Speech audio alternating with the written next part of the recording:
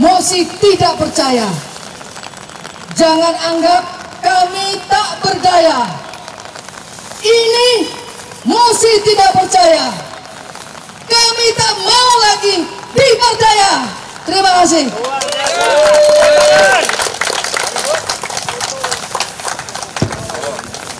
Terima kasih Kak Sista. Kasih tepuk tangan sekali lagi dong buat Kak Sista. Baik, rekan-rekan sekalian, langsung kita untuk pembacaan mosi tidak percaya. Tapi sebelumnya ada 1-2 prolog yang akan disampaikan oleh Mas Danang Yudindra Wardana. Mas. Maju Pak Danang. Maju Pak Danang. Oke, assalamualaikum warahmatullahi wabarakatuh. Terima kasih pada teman-teman yang sudah hadir di sini walaupun kita hujan basah kuyuh. Perjuangan belum selesai, benar teman-teman? Oke, terima kasih juga teman-teman media. Saya sebagai koordinator saya akan membacakan review atau deskripsi awal mengapa mosi tidak percaya kepada presiden ini kita sampaikan. Nanti juga akan diikuti oleh teman-teman saya semua inisiator, mewakili beberapa puluh inisiator yang sudah menandatangani mosi ini. Jadi saya akan membacakan pengantar depan bersama Mas Sigap dan nanti teman-teman yang lain, Mas Julian, Mas Wi, Mas Tonggo, Mas Budi, teman-teman semua yang akan membacakan mosinya. Jadi mosinya akan turut-menurut dibacakan. Ada 6 poin mosi yang penting yang akan kita sampaikan. Bapak Ibu sekalian, saya akan memulai. Di awal pemerintahan Presiden Joko Widodo, kita para relawan dan masyarakat menyambut optimis dan gembira. Semua elemen masyarakat berjuang untuk pemenangan Bapak Joko Widodo dengan ikhlas. Karena pada waktu itu kami menyadari betul bahwa kekuasaan negara tidak boleh diserahkan kepada kelompok-kelompok oportunis dan pelanggar HAM yang berpotensi membahayakan kehidupan berbangsa dan bernegara. 9 tahun anak-anak bangsa telah mempertaruhkan harapan besar akan terwujudnya negara demokratis yang adil dan makmur di Indonesia melalui mandat kami kepada Presiden Joko Widodo. Tetapi saat ini di tahun 2024 bangsa Indonesia menghadapi pertaruhan nasib bangsa yang sangat serius, dan dari sikap-sikap Presiden Joko Widodo yang terlihat mendorong dan memfasilitasi terjadinya perpindahan kekuasaan kepada rival Bapak Joko Widodo dalam 2 kali kancah Pilpres di tahun 2014 dan tahun 2019. Juga nampak Presiden melakukan berbagai tindakan politik praktis demi suksesi anak-anak Presiden di kancah Pilpres dan Pileg 2024. Kami melihat adanya skenario sistematis kejahatan pemilu 2024. Satu persatu cita-cita reformasi dihancurkan oleh perilaku nepotisme, korupsi, dan kolusi demi pelanggangan kekuasaan. Pemilu 2024 yang semestinya diselenggarakan dengan hormat malahan dipergunakan untuk melanggengkan kekuasaan dengan berbagai pengaruh dan kewenangan yang dimilikinya sebagai kepala negara. Di antaranya adalah keputusan MK nomor 90 tahun 2023 yang menunjukkan adanya konflik kepentingan Presiden dan kakak ipar Ketua MK untuk meloloskan putra sulung Bapak Joko Widodo, Gibran, sebagai cawapres Bapak Prabowo. Terlebih lagi, diduga KPU belum menyesuaikan peraturan KPU terhadap putusan MK, namun sudah dengan sengaja menerima pendaftaran paslon tertentu dengan peraturan KPU yang lama yang masih mengatur batas usia capres dan cawapres 40 tahun.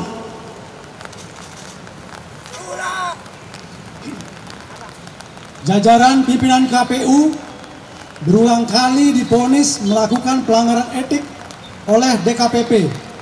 KPU juga dituding menyajikan berbagai pembohongan publik melalui Sirekap. yang telah diadukan berbagai elemen masyarakat karena menampilkan data tidak benar, yaitu perbedaan data yang ditampilkan dalam POM C1 hasil. Dalam hal tersebut di atas, tidak terdapat tindakan apapun dari Presiden. Meskipun sebagai kepala negara, sepantasnya lah Presiden cawe-cawe dalam hal ini terjadinya dugaan penyimpangan yang dilakukan oleh oknum pimpinan lembaga negara demi kemaslahatan bangsa dan negara.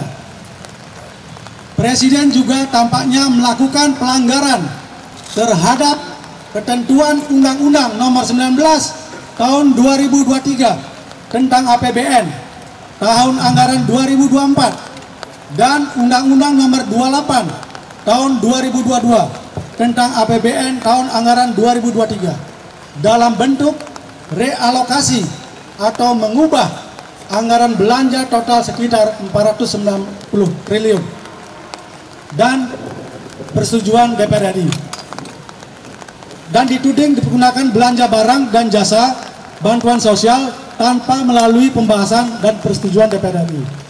Bansos menjadi alat negara untuk mempengaruhi masyarakat miskin yang tidak memahami esensi demokrasi dan reformasi.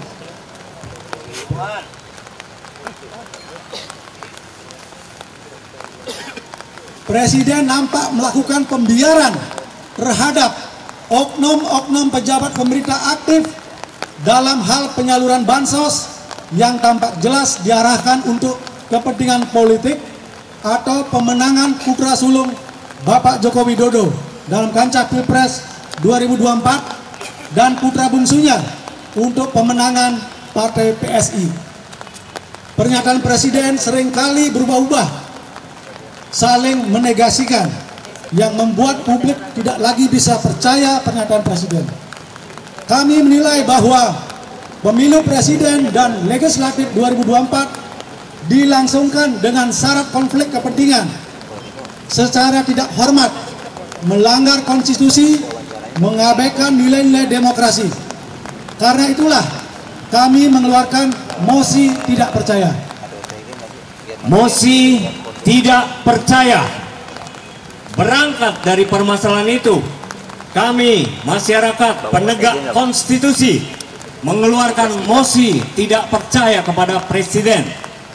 Kami juga menembuskan mosi ini kepada Bapak Joko Widodo agar bisa mengingatkan Bapak Presiden untuk memperbaiki sikap-sikapnya agar bisa kembali sebagai negarawan. Berikut ini kami rangkum poin-poin yang mendorong kami mengeluarkan mosi tidak percaya. 1.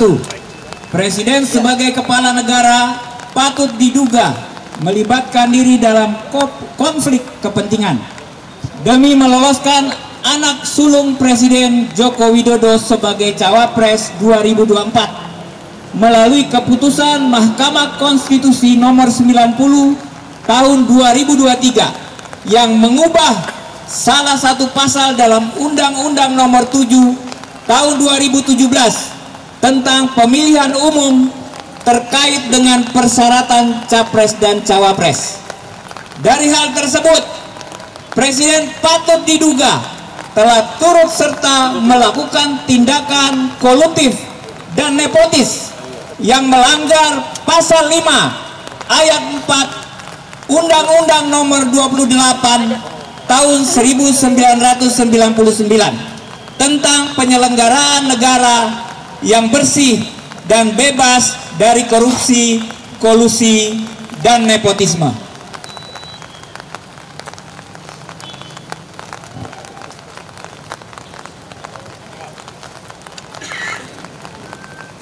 Dua, Presiden sebagai kepala negara patut diduga melakukan pembiaran atau tidak melakukan teguran atau tindakan apapun terhadap pimpinan KPU yang dengan jelas melanggar peraturan KPU tentang usia Capres-Cawapres, di mana seharusnya KPU terlebih dahulu menyesuaikan peraturan KPU terhadap putusan MK namun sudah menerima pendaftaran paslon tertentu dengan peraturan KPU yang lama yang masih mengatur batas usia capres dan cawapres 40 tahun.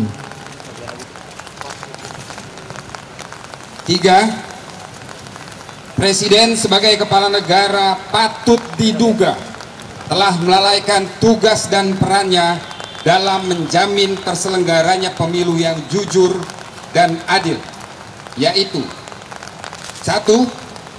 Membiarkan terhadap pelanggaran yang dilakukan oleh ketua dan anggota KPU yang telah divonis beberapa kali oleh DKPP, meskipun dalam hal ini terdapat kewenangan Presiden sebagaimana tercantum pada pasal 37 ayat 2 butir B Undang-Undang Nomor 7 Tahun 2017 tentang Pemilihan Umum. 2. Membiarkan terhadap manipulasi data dan kebohongan publik yang dilakukan oleh KPU dalam tayangan rekapitulasi Sirekap secara tidak akurat dan berubah-ubah sehingga menimbulkan kegaduhan dan ketidakpercayaan publik.